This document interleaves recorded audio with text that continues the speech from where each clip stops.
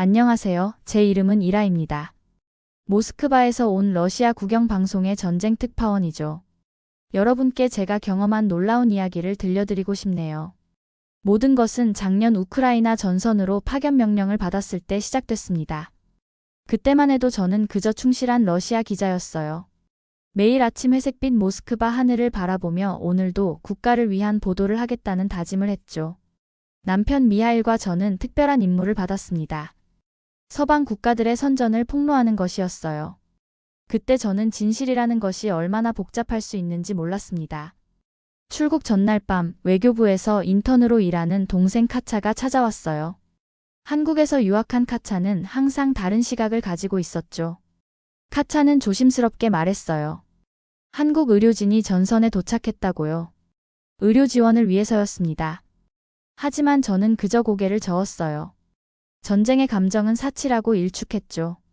지금 생각하면 얼마나 오만했는지 모르겠네요. 짐을 싸면서 카메라와 녹음기, 방탄복까지 꼼꼼히 챙겼어요. 미하일은 여분의 배터리와 위성전화를 확인했고요. 우리는 완벽하게 준비했다고 생각했습니다. 하지만 인생이란 얼마나 예측 불가능한지 그 순간은 알지 못했어요. 모스크바 공항을 떠나기 전 어머니가 전화로 조심하라고 당부하셨죠. 저는 웃으며 걱정하지 말라고 했습니다. 저와 미하일은 경험 많은 특파원이니까요. 하지만 그날 밤 꿈에서 저는 숨을 쉴 수 없었어요. 가슴이 조여오는 악몽에 시달렸습니다. 아침에 일어나 그 꿈을 미하일에게 말했더니 그는 그저 긴장해서 그런 거라며 손을 잡아주었어요.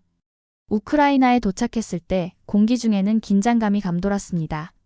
전방으로 향하는 길에서 본 폐허가 된 마을들, 불에 탄 차량들, 그리고 두려움에 떠는 민간인들의 눈빛이 아직도 선명하게 기억나요. 하지만 저는 감정을 숨기고 카메라 앞에 섰습니다. 우리의 임무는 명확했으니까요. 전방 병원에 도착했을 때 그곳은 이미 많은 부상자들로 가득했어요. 의사들은 부족한 자원으로 최선을 다하고 있었죠. 취재를 시작하면서 저는 조용히 주변을 살폈습니다. 그리고 한쪽 구석에서 태극기가 그려진 의료 장비를 발견했어요. 한국에서 온 지원 물자였습니다. 그때는 그저 흘깃보고 지나쳤을 뿐이었죠. 취재가 끝나갈 무렵 갑자기 하늘이 울부짖기 시작했어요. 폭격이 시작된 겁니다. 혼란스러운 상황 속에서 사람들은 비명을 지르며 뛰어다녔고 미하일은 제 손을 꽉 잡았어요. 우리는 출구를 향해 달렸지만 너무 늦었습니다. 천장이 무너지기 시작했고 그 순간 저는 무언가에 맞았어요. 숨을 쉴 수 없었습니다. 어둠이 저를 감싸기 전 마지막으로 본 것은 미하일의 공포에 질린 얼굴이었죠. 무거운 어둠 속에서 희미한 소리가 들려왔어요. 미하일의 목소리였습니다. 그는 계속해서 제 이름을 부르고 있었죠. 숨을 쉴 수 없었어요. 가슴이 무겁게 짓눌리는 느낌이었습니다. 제 몸은 마치 납처럼 무거웠고 눈은 열리지 않았어요. 주변에서는 사람들의 비명과 아우성이 계속되고 있었습니다. 의사들이 서둘러 저를 응급실로 옮겼다고 해요. 하지만 병원은 이미 정전 상태였죠. 발전기는 폭격으로 파괴되었고 의료 장비들은 하나둘씩 멈추기 시작했습니다. 그때 한 러시아 의사가 절망적인 목소리로 말했다고 해요. 제가 호흡 불능 상태에 빠졌다고요. 산소 호흡기가 필요했지만 전력이 없었습니다. 미하일은 당시 상황을 나중에 이렇게 설명했어요. 의료진이 패닉에 빠진 그 순간 한 한국인 의사가 달려왔다고 합니다. 그는 가방에서 작은 장비를 꺼냈어요. 태극기 마크가 선명한 이동형 인공호흡기였죠. K메드라고 불리는 이 장비는 놀랍게도 전력 없이도 작동할 수 있었습니다. 그 한국인 의사는 빠르게 저에게 장비를 연결했어요. 미하일은 그 순간을 생생하게 기억한다고 했습니다. 의사가 장비를 작동시키자 규칙적인 소리가 들리기 시작했대요. 그리고 제 가슴이 다시 오르내리기 시작했죠. 미하일은 처음으로 눈물을 흘렸다고 합니다. 절망 속에서 희망의 빛을 본 순간이었어요. 의사들은 한국산 장비 덕분에 제가 생명을 건질 수 있었다고 말했습니다. 미하일은 그 순간 처음으로 한국 기술의 경외심을 느꼈다고 해요. 그는 항상 서방의 기술만 우수하다고 생각했었거든요. 하지만 그날 그는 자신의 편견이 얼마나 잘못되었는지 깨달았다고 합니다. 무의식 상태에서 저는 이상한 꿈을 꿨어요. 제가 하늘을 날고 있었는데 갑자기 숨을 쉴 수 없게 되었죠. 그때 빛나는 태극 문양이 나타나 저를 감싸 안았습니다. 그리고 다시 숨을 쉴 수 있게 되었어요. 나중에 알고 보니 그건 꿈이 아니라 제 마지막 의식 속에서 본 K매드의 태극기 마크였던 거죠. 의식을 되찾기까지는 사흘이 걸렸습니다. 눈을 떴을 때 처음 본 것은 미하일의 지친 얼굴이었어요. 그는 사흘 동안 제 곁을 떠나지 않았다고 합니다. 제가 눈을 뜨자마자 그는 울음을 터뜨렸죠. 그때까지 한 번도 미하일이 우는 모습을 본 적이 없었어요. 병실 한쪽에는 그 작은 장비가 여전히 제 호흡을 돕고 있었습니다. 태극기 마크가 선명했어요. 미하일은 그 장비가 없었다면 저는 살아남지 못했을 거라고 말했습니다. 그때 저는 처음으로 전쟁의 다른 면을 보게 되었어요. 국가와 이념을 넘어선 인간의 중요성을요. 회복 과정은 길고 고통스러웠습니다. 폐에 손상이 있었고 갈비뼈 3개가 부러졌어요. 하지만 의사들은 놀랍게도 제가 빠르게 회복하고 있다고 했죠.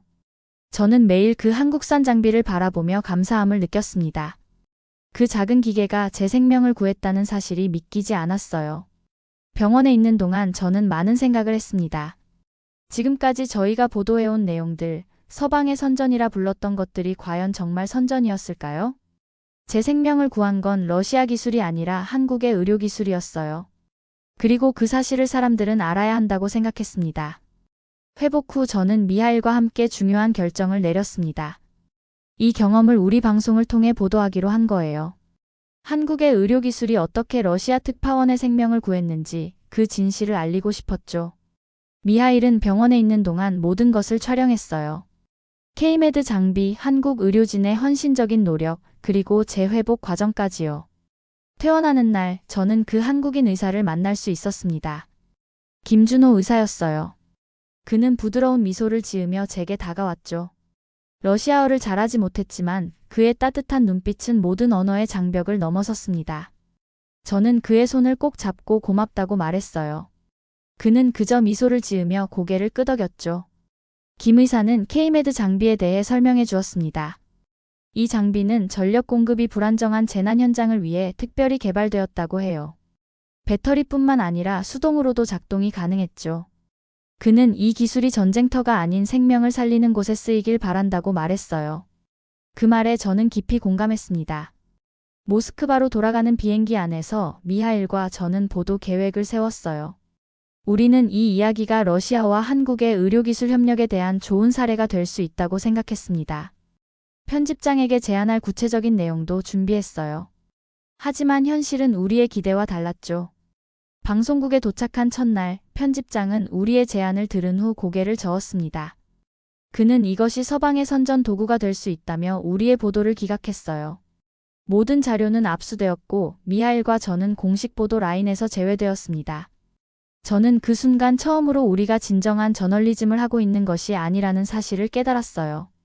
병원에서 만난 카차는 우리의 상황을 듣고 안타까워했습니다. 그는 언젠가 진실이 드러날 거라고 말했어요. 하지만 저는 기다릴 수 없었습니다. 생명을 구한 그 기술, 그리고 그 기술을 만든 사람들의 이야기는 반드시 알려져야 했어요. 그것은 단순한 뉴스가 아니라 인류애에 대한 증거였으니까요. 미하일과 저는 밤마다 몰래 자료를 정리했습니다. 압수를 피해 숨겨둔 백업 영상들, 병원에서 찍은 사진들, 그리고 제 경험을 상세히 기록한 일기까지요.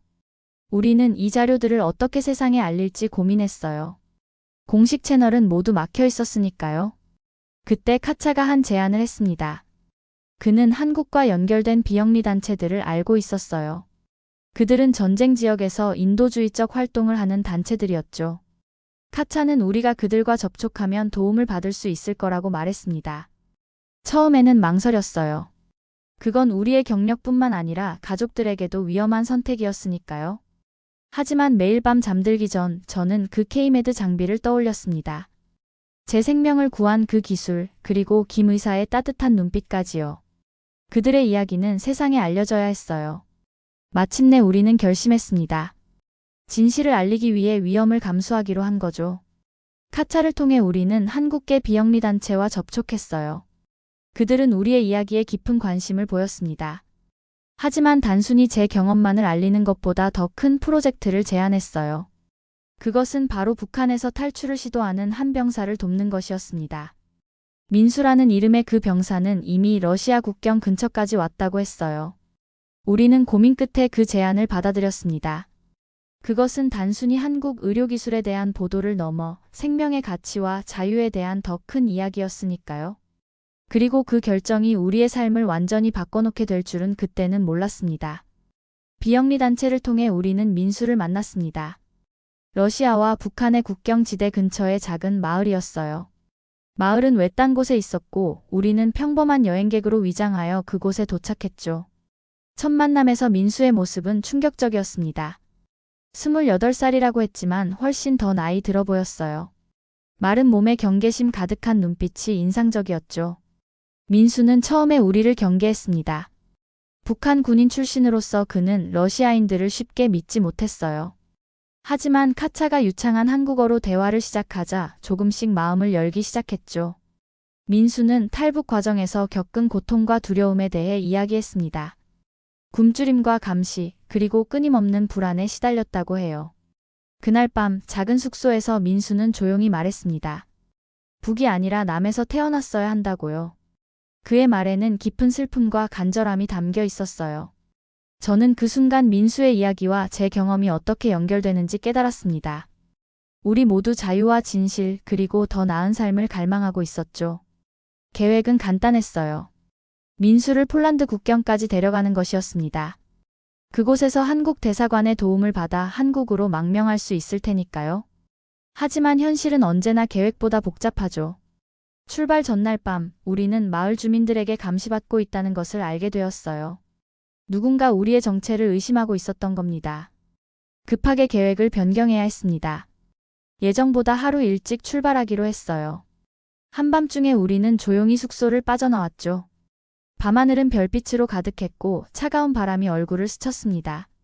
미하일은 렌트 한 차를 운전했고 저는 뒷좌석에서 긴장한 민수를 안심시켰어요. 국경으로 향하는 길은 험난했습니다. 숲길을 지나고 강을 건너고 때로는 걸어서 이동해야 했어요. 민수는 체력이 약했지만 그의 눈에는 강한 의지가 빛났습니다. 그는 자유를 향한 열망으로 모든 어려움을 견뎌냈죠. 그런 민수를 보며 저는 생각했어요. 우리가 하는 일이 옳다고요. 국경 근처에서 우리는 예상치 못한 상황에 부딪혔습니다. 검문소였어요. 원래 계획대로라면 이 검문소를 피해갈 수 있었는데 급하게 계획을 바꾸는 바람에 그만 마주치게 된 거죠. 검문소에는 2명의 경비병이 있었습니다. 그들은 우리의 차를 멈춰 세웠어요. 미하일은 침착하게 대응했습니다. 우리는 잃어버린 길을 찾고 있는 여행객이라고 설명했어요. 경비병들은 의심스러운 눈초리로 우리를 쳐다보았지만 다행히 민수는 뒷좌석에서 담요를 뒤집어 쓰고 누워 있었기에 눈치채지 못했죠. 그들은 여권을 확인한 후 우리를 통과시켰습니다. 아찔한 순간이었어요. 하지만 안도하기엔 너무 이른 순간이었습니다. 검문소를 통과한 지 얼마 지나지 않아 우리는 뒤에서 추격해오는 차량을 발견했어요. 그들이 우리를 의심하고 따라온 것이 분명했죠. 미하일은 속도를 높였고 우리는 숲속 좁은 길로 들어갔습니다. 심장이 터질 것 같았어요. 숲속에서 차를 버리고 걸어서 이동하기로 했습니다. 민수는 공포에 질려 있었지만 최선을 다해 따라왔어요. 우리 셋은 어둠 속에서 서로의 손을 꼭 잡고 나아갔죠. 멀리서 추격자들의 소리가 들려왔습니다. 그들은 점점 가까워지고 있었어요. 그때 갑자기 총성이 울렸습니다. 누군가가 우리를 향해 발포한 거예요. 민수가 비명을 질렀고 저는 그가 쓰러지는 것을 보았습니다. 그의 다리에 총알이 맞은 거였어요. 미하일은 재빨리 민수를 들어 올렸고 우리는 더 깊은 숲속으로 달렸습니다. 민수의 다리에서는 피가 흘러내렸죠. 안전한 곳을 찾아 민수의 상처를 확인했습니다. 다행히 총알은 관통했고 뼈는 다치지 않았어요. 하지만 출혈이 심했죠. 미하일은 셔츠를 찢어 임시 붕대를 만들었고 저는 제가 배운 응급처치 지식을 총동원했습니다. 민수는 고통스러워했지만 여전히 그의 눈에는 강한 의지가 남아있었어요. 우리는 밤새 숲속에 숨어 있었습니다. 추격자들의 소리가 점점 멀어졌어요. 민수의 상태는 안정적이었지만 우리는 빨리 국경을 넘어야 했죠. 동이틀 무렵 우리는 조심스럽게 이동을 시작했습니다. 미하일과 제가 번갈아가며 민수를 업고 걸었어요. 그는 가벼웠습니다. 너무 오랫동안 제대로 먹지 못했기 때문이었죠. 마침내 우리는 국경지대에 도착했습니다. 이제 마지막 장애물만 넘으면 됐어요. 국경을 넘기 위해 우리는 비영리 단체가 알려준 특별한 경로를 따라갔습니다. 그곳에는 그들의 동료가 우리를 기다리고 있을 거라고 했죠. 하지만 도착해보니 아무도 없었어요. 우리는 두려움에 떨며 기다렸습니다. 1시간이 지나도록 아무도 나타나지 않았습니다. 민수의 상태는 점점 나빠지고 있었어요. 열이 오르기 시작했고 얼굴은 창백해졌죠. 저는 미하일과 눈빛을 교환했습니다. 더 이상 기다릴 수 없었어요. 우리 스스로 국경을 넘기로 결정했습니다. 국경은 생각보다 삭막했어요. 높은 철조망과 감시 카메라, 그리고 정기적으로 순찰하는 경비병들이 있었죠. 우리는 비영리 단체가 알려준 지도를 따라 감시가 비교적 약한 지점을 찾았습니다. 그곳은 숲이 우거진 곳이었고 카메라의 사각지대였어요. 민수를 업고 철조망 앞에 섰을 때 마음이 무거웠습니다. 이것은 단순한 국경 침범이 아니었어요.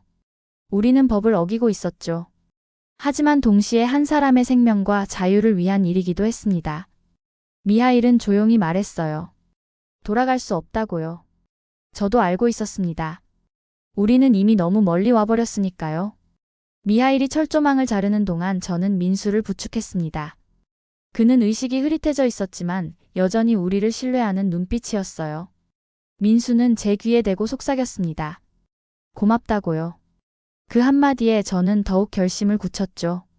무슨 일이 있어도 민수를 안전하게 데려다 주겠다고요. 철조망을 통과하는 순간 경보음이 울렸습니다. 우리는 재빨리 움직여야 했어요. 미하일이 민수를 업고 앞장섰고 저는 뒤에서 흔적을 지우며 따라갔습니다. 숲속으로 더 깊이 들어갈수록 경보음은 멀어졌지만 우리의 심장은 여전히 빠르게 뛰고 있었어요. 2시간 동안 우리는 쉬지 않고 이동했습니다. 민수의 상태는 악화되었어요. 그의 이마는 뜨거웠고 상처에서는 여전히 피가 배어 나왔습니다. 우리는 작은 개울가에서 잠시 휴식을 취했어요. 민수에게 물을 마시게 하고 상처를 다시 한번 확인했습니다. 감염의 징후가 보였어요. 빨리 의료 도움을 받아야 했죠. 그때 먼 곳에서 개 짖는 소리가 들렸습니다. 국경 경비대가 우리를 추적하고 있었어요. 미하일은 창백해진 얼굴로 저를 바라보았습니다. 우리는 다시 움직여야 했죠. 하지만 민수는 이제 거의 걸을 수 없는 상태였어요. 미하일이 그를 업었고 우리는 다시 이동을 시작했습니다. 숲은 점점 낯설어졌어요. 우리는 방향을 잃어가고 있었습니다. 지도는 이 지점까지만 표시되어 있었고 이제는 본능에 의존해야 했죠. 개 짖는 소리는 점점 가까워졌습니다. 저는 공포에 떨면서도 침착함을 유지하려 노력했어요. 그때 미하일이 멈춰섰습니다. 그는 민수를 저에게 넘겨주었어요. 미하일은 결단력 있는 목소리로 말했습니다. 그가 추적자들의 주의를 다른 곳으로 돌릴 테니 저와 민수는 계속 북쪽으로 가라고요. 약 5km 더 가면 작은 마을이 나올 거라고 했습니다. 그곳에서 도움을 구하라고요. 저는 눈물을 참으며 고개를 저었어요. 미하일과 헤어지고 싶지 않았습니다. 미하일은 제 뺨에 손을 대고 미소 지었어요. 걱정하지 말라고 반드시 다시 만나자고 약속했습니다. 그리고 그는 제게 마지막 키스를 하고 달려갔어요. 저는 민수를 부축한 채 눈물을 흘리며 북쪽으로 향했습니다. 멀어지는 미하일의 뒷모습이 아직도 선명하게 기억나요. 2시간 후 우리는 마침내 마을에 도착했습니다. 그곳은 폴란드 국경 마을이었어요. 저는 첫 번째 집에 도움을 청했고 다행히 그곳의 노부부는 우리를 받아주었습니다. 그들은 민수의 상처를 치료해 주었고 제게 따뜻한 음식과 옷을 주었어요. 그리고 마을의 의사를 불러주었죠. 그날 밤 민수는 고열에 시달렸습니다. 의사는 상처가 심하게 감염되었다고 했어요. 항생제를 주사했지만 병원으로 이송해야 한다고 말했습니다. 저는 초조하게 미하일의 소식을 기다렸어요. 하지만 아무런 연락도 없었죠. 저는 창가에 앉아 밤새 밖을 내다보았습니다. 미하일이 무사히 돌아오기를 간절히 기도했어요. 다음 날 아침 노부부의 도움으로 민수는 지역 병원으로 이송되었습니다. 저는 민수의 곁을 지켰어요. 그가 의식을 되찾았을 때 제일 먼저 한 말은 미하일에 대한 질문이었죠. 저는 그저 미소 지으며 곧 만날 거라고 말했습니다. 하지만 마음속으로는 불안감이 커져갔어요. 병원에서 저는 비영리 단체와 다시 연락할 수 있었습니다. 그들은 미하일의 소식을 듣고 충격을 받았어요. 즉시 수색팀을 보내겠다고 약속했죠. 그들은 또한 한국 대사관과 연락하여 민수의 망명 절차를 시작했습니다.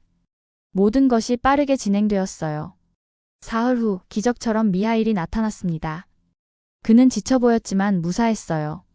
그는 추적자들을 따돌린 후 다른 경로로 국경을 넘었다고 했습니다. 우리는 서로를 꼭 껴안았어요. 그 순간 저는 깨달았습니다. 우리가 한 일은 단순한 탈출이 아니라 한 생명의 미래를 위한 선택이었다는 것을요. 민수의 회복은 생각보다 빨랐습니다. 일주일 만에 그는 병상에서 일어나 걸을 수 있게 되었어요. 병원 의사들은 그의 강인한 의지에 놀라워했죠. 민수는 매일 조금씩 한국어를 저에게 가르쳐 주었고 저는 그에게 러시아어를 가르쳐 주었습니다. 우리는 서로 다른 세계에서 온 사람들이었지만 이상하게도 깊은 연결감을 느꼈어요. 한국 대사관의 담당자가 병원을 방문했을 때 민수의 얼굴에서 처음으로 진정한 미소를 볼 수 있었습니다. 망명 신청이 접수되었고 심사가 진행 중이라는 소식이었어요. 담당자는 망명이 승인될 가능성이 높다고 했습니다. 민수는 그 말을 듣고 눈물을 흘렸어요. 자유를 향한 그의 꿈이 현실이 되어가고 있었죠. 하지만 우리의 상황은 점점 복잡해졌습니다. 러시아 대사관에서 저와 미하일을 찾고 있다는 소식이 들려왔어요. 우리는 공식적으로 실종자로 등록되었고 국경을 불법으로 넘었다는 혐의를 받고 있었습니다. 돌아간다면 체포될 것이 분명했어요. 하지만 그보다 더 큰 문제는 방송국에서의 소식이었습니다. 카차가 비밀리에 연락해온 내용은 충격적이었어요. 방송국은 저희의 행동을 배신으로 규정하고 해고 절차를 밟았다고 합니다. 더 놀라운 것은 우리의 가족들이 감시 대상이 되었다는 사실이었죠. 어머니는 이미 몇 차례 조사를 받으셨고 카차도 외교부에서 해고될 위기에 처했다고 했습니다. 우리의 선택이 사랑하는 사람들에게 영향을 미치고 있었어요. 미하일과 저는 밤새 대화를 나눴습니다. 이제 우리에게는 두 가지 선택지밖에 없었어요. 돌아가서 모든 것을 부정하고 용서를 구하거나 아니면 완전히 새로운 삶을 시작하는 것이었죠. 둘 다 쉬운 결정이 아니었습니다. 하지만 우리가 경험한 것, 그리고 민수와 함께 한 여정은 우리의 가치관을 완전히 바꿔놓았어요. 다음 날 아침 우리는 결정을 내렸습니다. 돌아가지 않기로 한 거예요. 대신 우리가 경험한 모든 것을 세상에 알리기로 했죠. 진실을 전하는 독립 다큐멘터리 프로젝트를 시작하기로 결심했습니다. 우리가 가진 모든 영상 자료와 증언들을 모아 하나의 이야기로 만드는 것이었어요. 한국 대사관의 도움으로 우리는 망명 신청을 할 수 있었습니다. 정치적 망명자 신분으로 폴란드에 머물 수 있게 된 거예요. 민수는 이미 한국행이 결정되어 있었고 우리는 그와 헤어질 준비를 해야 했습니다. 민수는 서울에 도착하면 반드시 연락하겠다고 약속했어요. 그리고 언젠가 우리를 초대하고 싶다고 말했죠. 민수가 한국으로 떠나는 날 공항에서 우리는 긴 포옹을 나눴습니다. 그는 더 이상 앙상한 북한 병사가 아니었어요. 그의 눈에는 희망과 기대가 가득했죠. 그는 한국에서 정민이라는 새 이름으로 살아갈 계획이라고 했습니다. 정민, 올바른 사람이 되겠다는 의미였어요. 그 이름이 너무 잘 어울렸습니다. 민수가 떠난 후 우리는 본격적으로 프로젝트를 시작했어요. 작은 아파트를 빌려 작업실을 만들었습니다. 미하일은 영상 편집을 담당했고 저는 스크립트를 썼어요. 우리는 제가 한국 의료 장비로 생명을 구한 순간부터 민수와의 여정까지 모든 이야기를 담아내려 했습니다. 그것은 단순한 다큐멘터리가 아니라 진실에 대한 기록이었어요. 작업은 쉽지 않았습니다. 자금도 부족했고 기술적인 문제도 많았어요. 하지만 우리의 이야기에 관심을 보이는 사람들이 하나둘 모이기 시작했습니다. 폴란드의 독립영화 제작자, 인권활동가들, 그리고 한국계 비영리단체의 도움으로 프로젝트는 점차 형태를 갖추어 갔어요. 프로젝트가 진행되는 동안 우리는 러시아의 상황도 계속 주시했습니다. 카차는 가끔 안전한 방법으로 연락해 왔어요.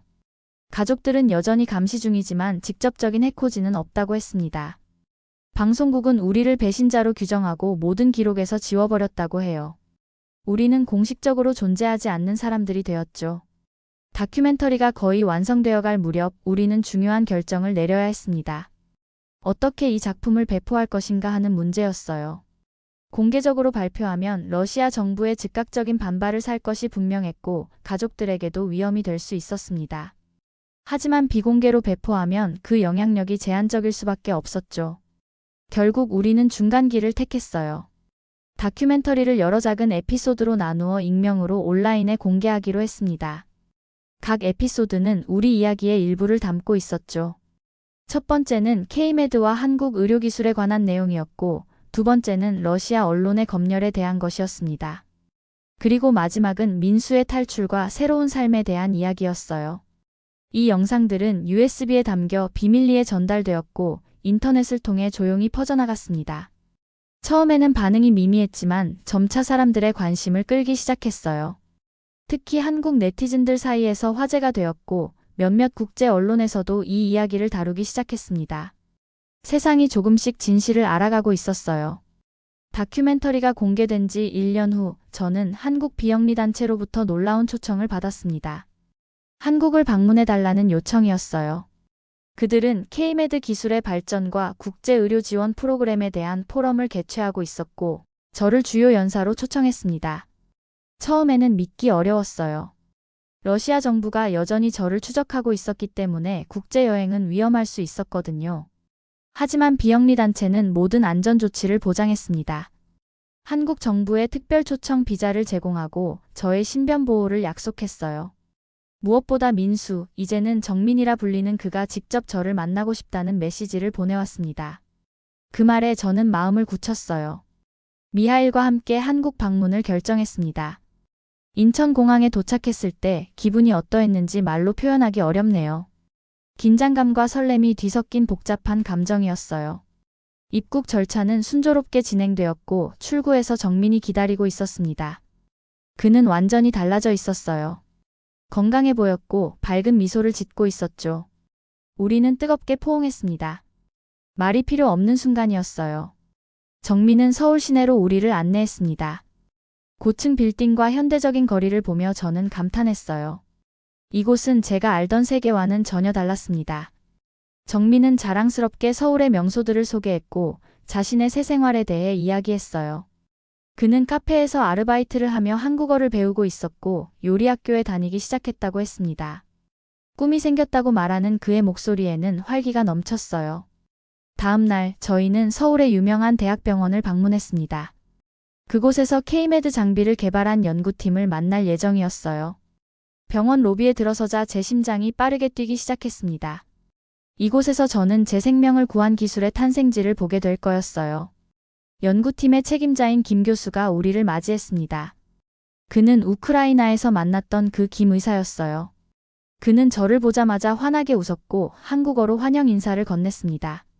다행히 통역사가 있어 의사소통에는 문제가 없었어요.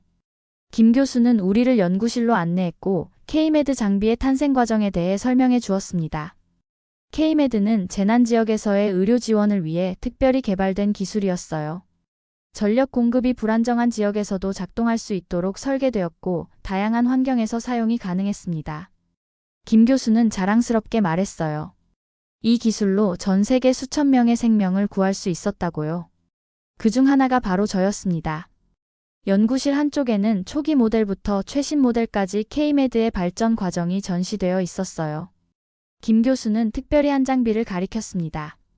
그것은 우크라이나에서 제 생명을 구했던 바로 그 기계였어요. 저는 떨리는 손으로 그 장비를 만져보았습니다. 그것은 단순한 기계가 아니라 제 삶의 전환점이었죠.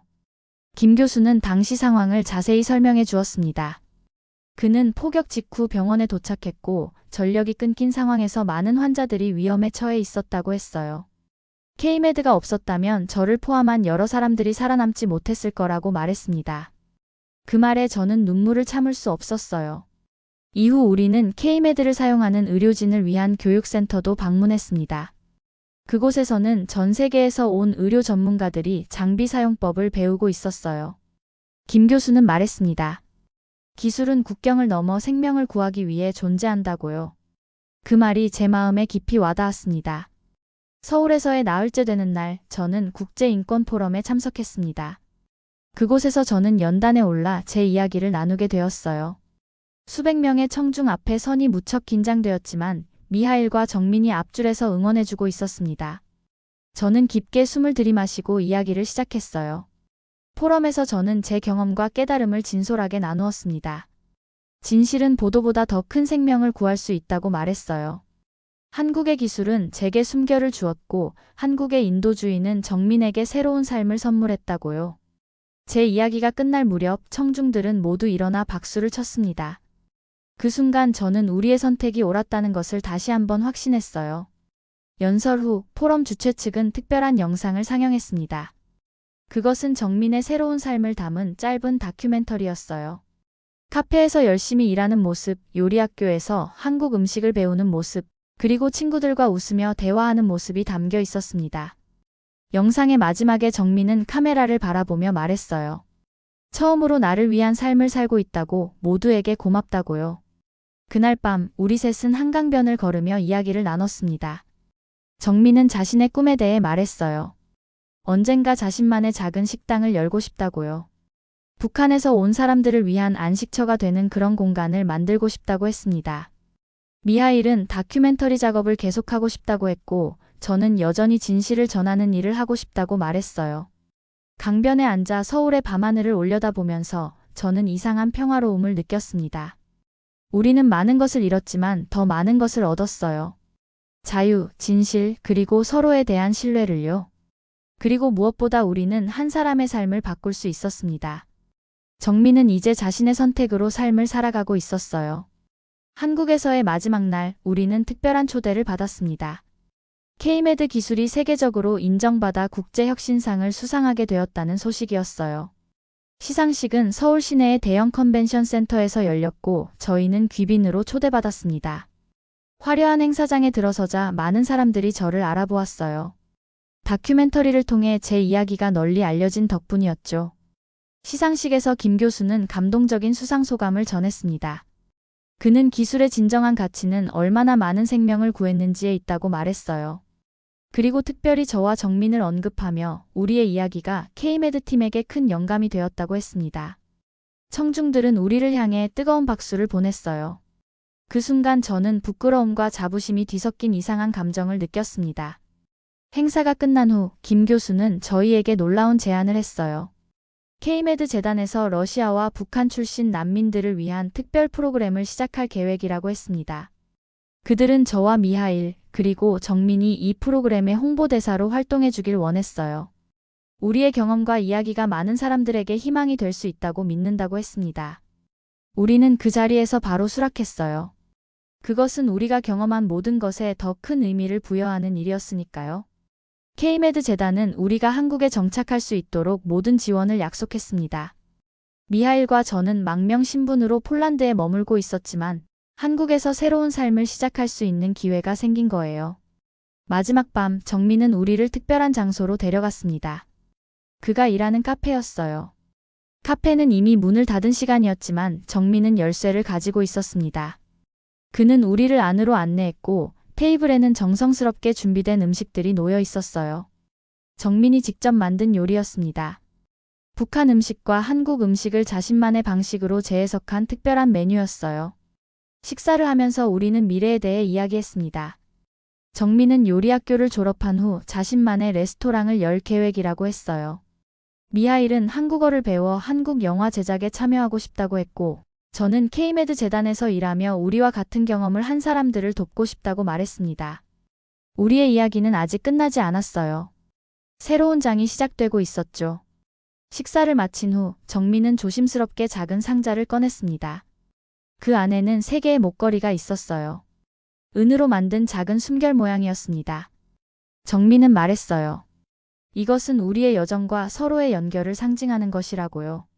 그는 첫 번째 급여로 이 목걸이를 주문 제작했다고 했습니다. 우리는 감동의 눈물을 흘리며 목걸이를 목에 걸었어요. 다음 날 아침 공항으로 가는 차 안에서 저는 서울의 풍경을 눈에 담았습니다. 이 도시는 이제 저에게 특별한 의미를 가진 곳이 되었어요. 생명의 소중함, 진실의 가치, 그리고 선택의 중요성을 깨닫게 해준 곳이었죠. 미하일은 제 손을 꼭 잡았고 정민은 조용히 미소를 지었습니다. 우리는 말없이 서로를 이해했어요. 폴란드로 돌아간 후 저희는 한국 정착을 위한 준비를 시작했습니다. 카차에게 연락해 상황을 설명했고 그녀는 기뻐하며 우리를 응원했어요. 가족들에게도 조심스럽게 소식을 전했습니다. 처음에는 걱정과 두려움이 컸지만 점차 이해하기 시작했어요. 어머니는 눈물을 흘리며 말씀하셨습니다. 내가 행복하다면 그것으로 충분하다고요. 3달 후 저희는 마침내 한국으로 이주했습니다.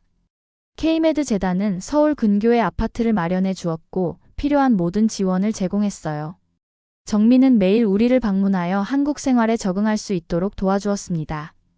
그는 이제 우리 가족과 같은 존재가 되었어요. 재단에서의 일은 생각보다 더 보람찼습니다. 저는 러시아어와 영어로 된 교육 자료를 제작하고 난민들과의 소통을 돕는 역할을 맡았어요.